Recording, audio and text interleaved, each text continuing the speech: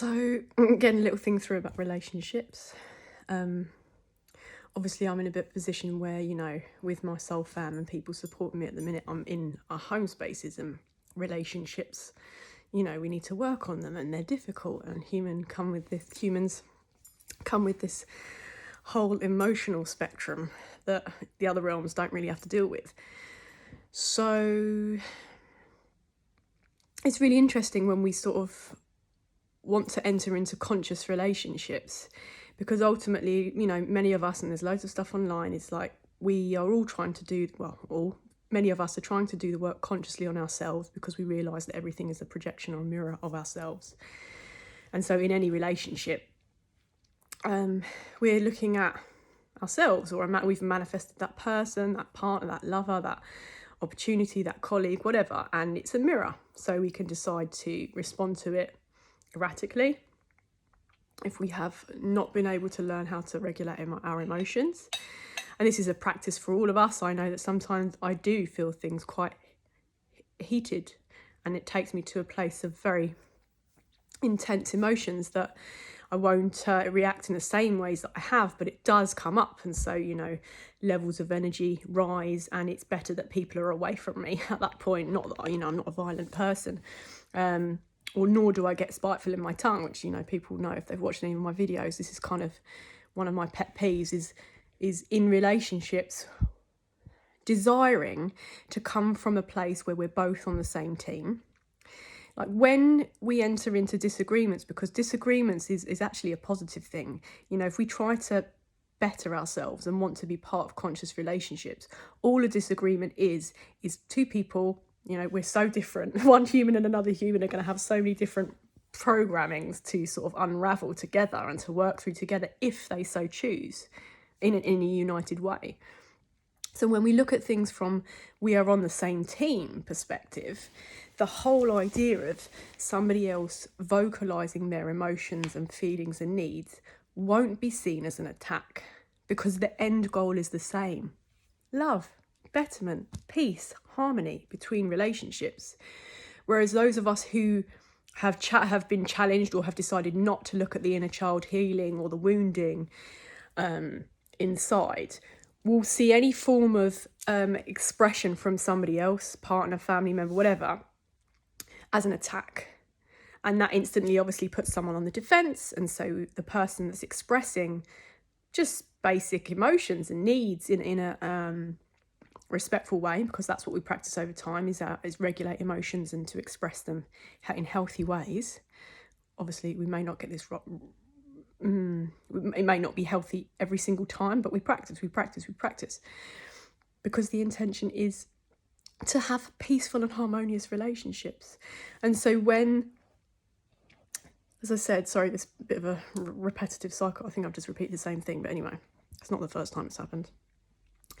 When someone has not looked at themselves in the ways that others have, or the person expressing themselves, someone who knows, like I know myself very much and have observed myself and only seek to exchange conscious energy with those around me, which means me speaking my truth, which makes other people uncomfortable and triggers them. So it's seen as like I'm attacking, which is really sad, because in any of the relationships that I now have presently in my life, it's only for, like, I only want to win with that person alongside. Like, this is an army. Like, I want to be with warriors. I want to feel united, family, friends, and, you know, wider soul fam.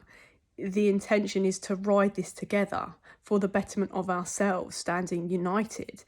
I level up, you'll level up. You do the healing, I do the healing. Like, it's an exchange. My healing is your healing, vice versa, because of the connection, the higher connection of human consciousness. So it is painful for me, obviously being on a slightly different spiritual path to other people, but lots of us are doing this work to look at ourselves and to express ourselves better. But things like, you know, if someone gets defensive and wants to attack when you just express a basic need or emotion, I think the only response right now, the takeaway, is I just walk away. And until that other person responds in a respectful, or wants to talk about emotions in a respectful way, rather than getting aggressive or getting swearing at me, or choosing the silent treatment, I'm just going to continue to walk away. I cannot deny myself peace after everything I've been through and working on myself. That's a choice and a sacrifice I've made. I will not enter into any other dynamic unless it's a healthy one. And we've all got unhealthy traits, but I'm saying the overall goal is to hear someone out, to hear somebody else's perspective out, to hear someone you love tell you what's up. It's an amazing thing for somebody to identify emotions and feelings, because it isn't easy for all of us. I'm able to do that. And so I trust that whoever I work with in my line of work, or connect with on a social level, see that that's my intention and come from a loving space, and they can identify my heart in it. Whereas unhealed people, I don't like these terms, people who have not consciously chosen the work and continue to distract themselves with external realities, external world realities, rather than looking at the internal, will always misunderstand an expression of truth. Because it's the not being able to differentiate between my truth and your truth and the truth. And it's okay if we have different truths, but if you're never able to listen to somebody else, at a level where the tone is like this, respectful, harmonious, if you're never able to talk about feelings, the relationships we maintain in our life continue to be very surface level. And I don't want surface level relationships. For me, you have to go deep, and it's painful, and we have to be able to look at ourselves. But being defensive is, I think back in the day someone was talking about, that's the first line of reaction to some people. But I don't know, I kind of disagree now, because ultimately the first line of defense should be, this person's not coming against me or coming at me, especially if we consider them a loved one, in whatever that way that is. But things like silent treatment, it's emotional abuse. People don't realise that, and having been in a relationship where that was the only response to things that I might have been saying to share my feelings, it's very difficult. When people do ghost or disappear, like, obviously we learn to not take any of that seriously anymore. Take it personally anymore. But it's painful to witness someone that you have deep emotions for, like, not see you as someone who values them. You want to work things through, but instead they dead it all and either disappear, ghost, or go silent. Which again, people need time, but to be able to communicate, like, I'm feeling overwhelmed at the minute. Loads of the things that go around on Instagram and with different psychologists that are talking at the minute, like, to not be able to say, to vocalise our needs. It's not a bad thing to talk about what we need. It's not being selfish either to say, I am not able to be there for you at the minute because I need to be there for myself. I am not able to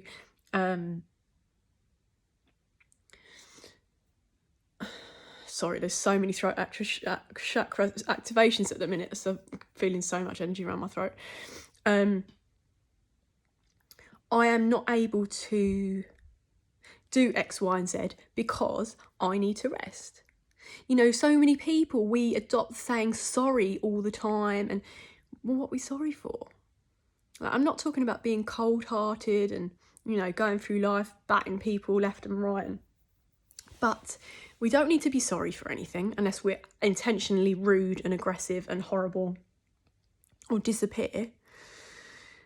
It would just be nice if people could say, I'm not in a space to have company at the minute. I'm trying to process what I need, therefore I can't do X, Y, and Z. But it's going to be a constant battle when people choose to not do that work internally, because they're going to see everything as an attack. And so they won't be able to space hold. They won't be able to hold space for me expressing that need or that observation. And that is how relationships deteriorate. And obviously I'm not saying anything new or revolutionary, but in my world, for whoever resonates or watches these messages from a place of bias or non-bias perspective of me,